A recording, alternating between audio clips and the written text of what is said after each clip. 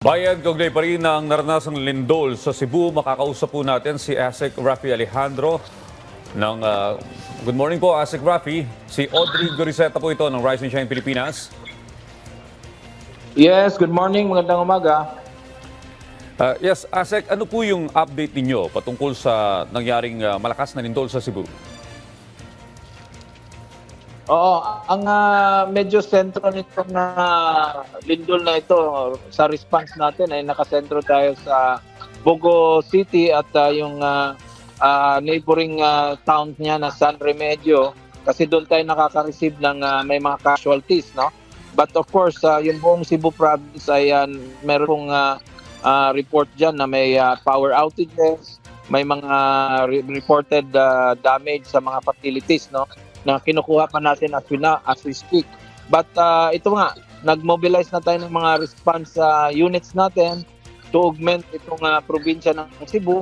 Meron pa na ngayon from Villamor, ng C-30 na may dalang mga responders and some personnel na kailangan doon sa ground para matulungan sila doon mag-assess, mag-ayos ng mga pangangailangan in terms of logistics. And yung ating health naman ay alert kasi ito nga, yung na-overwhelm yung hospital doon sa Bogo City at kailangan ma-augmentan po sila. Alright sir, we want to know also kamusta po yung sitwasyon doon ngayon? Hello? Asek, good morning. This is Profi. We want to know po ano po yung sitwasyon doon ngayon, sir. At tuloy-tuloy nating response operations lalo na sa Bogo City kasi marami pong casualty doon.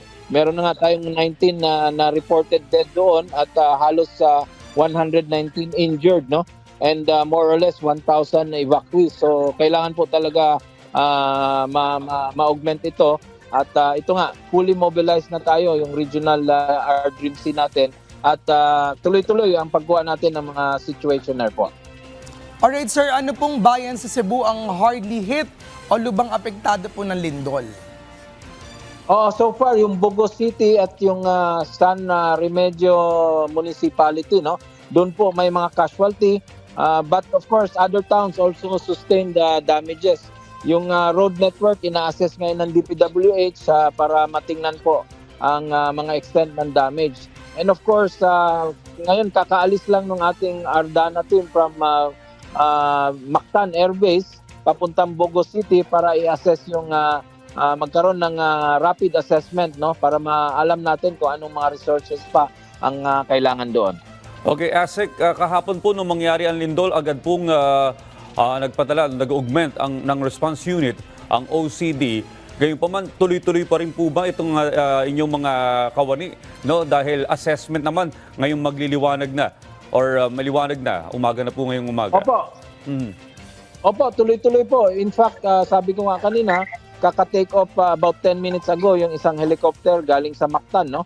Papuntang Bogo City, dala-dala yung ating assessment team para matingnan po yung extent ng impact nitong lindol doon sa probinsya ng Cebu. So right now talagang Bogo City ang sentro ng ating operations. But of course, yung ibang munisipyo, including Cebu City, ay magkakaroon ng assessment yan kasi wala pong pasok, no? Kasi kailangan lahat ng mga infrastructures natin, mga building, kailangan ma-assess yan at safe to occupy again. Kasi malakas po talaga yung lindol na naganap kagabi. Well, aabangan po namin, Asek, itong magiging assessment ngayong umaga. Pero napakahirap po nito dahil nangyari po ito alas 10 pasado ng gabi, no? Meron po bang initial assessment na nakarating na sa inyo? Oo, ito nga, Bogo City talaga meron pong maraming infrastructure doon. May mga houses na nasira at maraming patay po doon.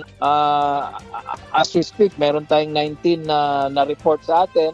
But we expect mag-increase pa ito kasi ito nga, kaka-sunrise lang at tuloy-tuloy yung ating assessment. So, meron po sa Bogo alone, 14 buildings ang nag-report na collapse. But of course, ina-assess ito at marami pa itong dapat gawin at wala pa pong 12 hours, no? Since nangyari ito. Asek Rafi, paano po yung, si Diane Querer po ito, Asek Rafi, paano po yung ating mga residente doon? Kasi kanina nakausap rin po namin yung aming kasamahan na nasa Cebu, yung mga individual po ay mga nasa street. So, paano po kaya sila na masisiguro yung safety po nila? Kasi baka may mga aftershock po, baka po yung mga tutuluyan din po nila, i-check pa po yung integridad ng building. Ano pong advice po natin sa kanila? Oo, since meron pa pong advisory na magkaroon ng aftershocks, dapat hanggang ma-assess po ng mga engineers yung kanilang mga facilities, no, ay hindi pa po safe yan balikan. But of course, tingnan natin, mag-check tayo kung may crack yung mga bahay, mga walls, no, kasi delikado po yan pag may aftershock, baka mag-collapse. So tingnan natin po nang basta-basta bumalik ka agad sa loob, just po natin instruction natin, yung bahay natin, makikita naman kaagad yan. At we will instruct our LGUs na mag-mobilize po ng mga engineers at yung mga marunong tumingin, no, para matulungan yung mga kababayan natin. But so far, ang pinaka-safe po na gawin ngayon ay mag-stay na outside hanggang ma-assess yung mga kabahayan natin.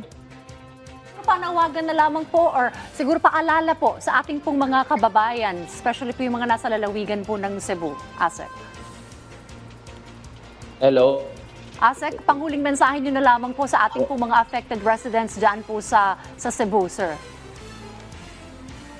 Alright, mukhang naputol na ating linya ng... Okay, go ahead. Hindi ko siya Alright, well on that note, maraming salamat po sa mga impormasyong ibinahagi po ninyo sa amin. Nakapanayan po natin, Asek Bernardo Rafaelito Alejandro IV mula po yan sa Office of Civil Defense or OCD.